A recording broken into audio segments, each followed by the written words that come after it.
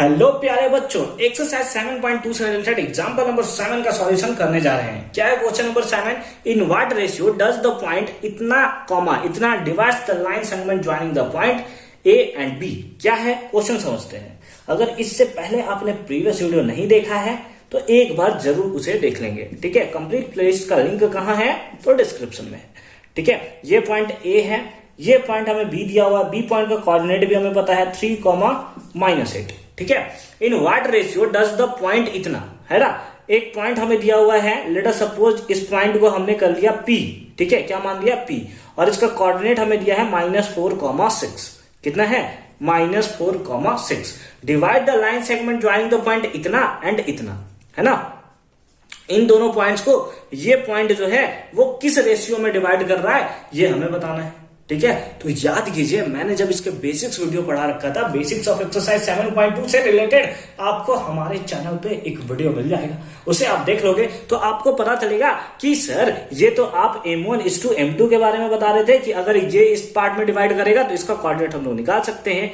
उसी वीडियो में मैंने आपको बताया था कि जब भी रेशियो आपसे पूछे कि किस रेशियो में डिवाइड कर रहा है तो उस टाइम आपके लिए मूल मंत्र है K:1, यानी कि किस रेशियो में डिवाइड करेगा, K:1 के रेशियो में डिवाइड करेगा। तो सर आप जो M1:M2 बता रहे हो उस टाइम से, उसका क्या होगा? उसका क्या होगा? टेंशन मत लो, मैं लास्ट में बताऊंगा कि उसके साथ क्या होगा। अगर K का वैल्यू नॉर्मल आया, अगर K का वैल्यू 2 आया तो M1:M2 आप लिख लोगे कितना, 2:1। अगर K का वैल्यू लेट अस सपोज 4/5 आया तो उस केस में आप क्या लिख लोगे, 4:5 लिख लोगे। ठीक है, फिलहाल अगर नहीं समझ में आया क्वेश्चन को सॉल्व करने दीजिए, आपको अच्छे से क्लियर होगा। बस आपको याद रखना है, जब भी रेशियो पूछे K:1 के रेशियो में आपको लिखना है कि डिवाइड किया। ठीक है, तो यहां पे हमें x1 y1 पता है। ठीक है, अगर हम लोग लिखें तो x1 y1 हमें गिवन है। कितना है x1 y1?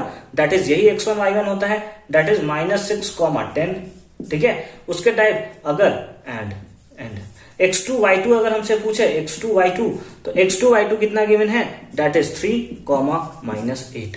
3,-8 उसके बेसिस पे अगर P पॉइंट का, यानी कि इसको हम लोग बोलते हैं x, y कितना गिवन है, दैट इज -4,6।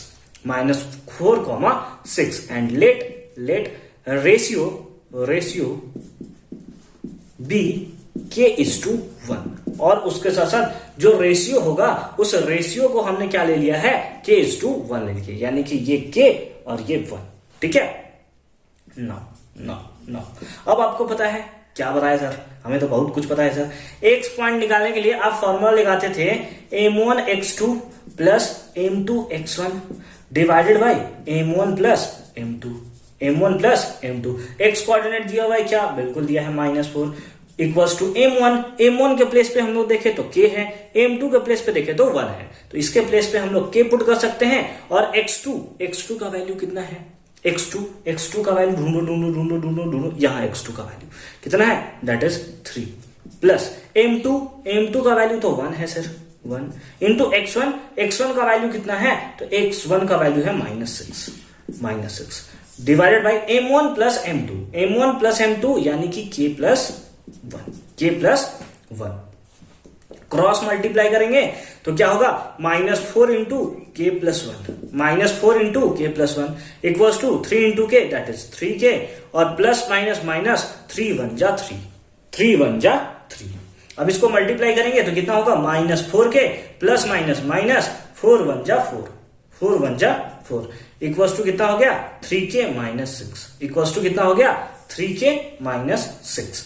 अब क्या हो गया, -4K और इधर प्लस में, इधर आया तो माइनस में, तो -3K इक्वल्स टू -6, और ये माइनस से इधर गया तो +4, प्लस कितना, 4। ठीक है, अब इसको करेंगे माइनस तो हो जाएगा -7K, -4K -3K -7K equals to इधर हो गया -2, माइनस से माइनस तो मर गया, तो K का वैल्यू कितना आया, 2/7। K का वैल्यू कितना आ गया, 2/7। सर K का वैल्यू तो निकल गया, सर K का वैल्यू निकल गया तो हम लोग लिखेंगे हेंस रेशियो किस रेशियो में हमने लिया था, K:1 के रेशियो में हमने लिया था।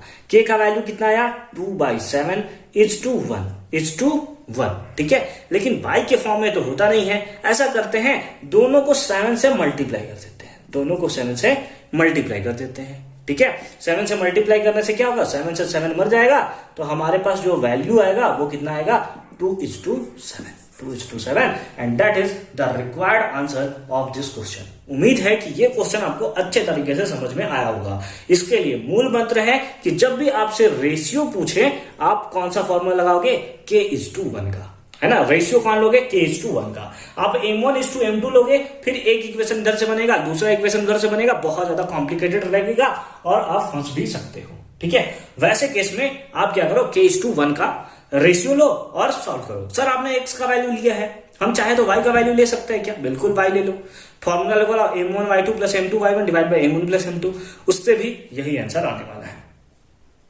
ठीक है, ठीक है, तो आई होप कि ये क्वेश्चन आपको बहुत अच्छे तरीके से समझ में आया होगा। मिलते हैं आपसे नेक्स्ट वीडियो में एग्जाम्पल नंबर 8 के साथ। अच्छे से पढ़ाई करते रहिए।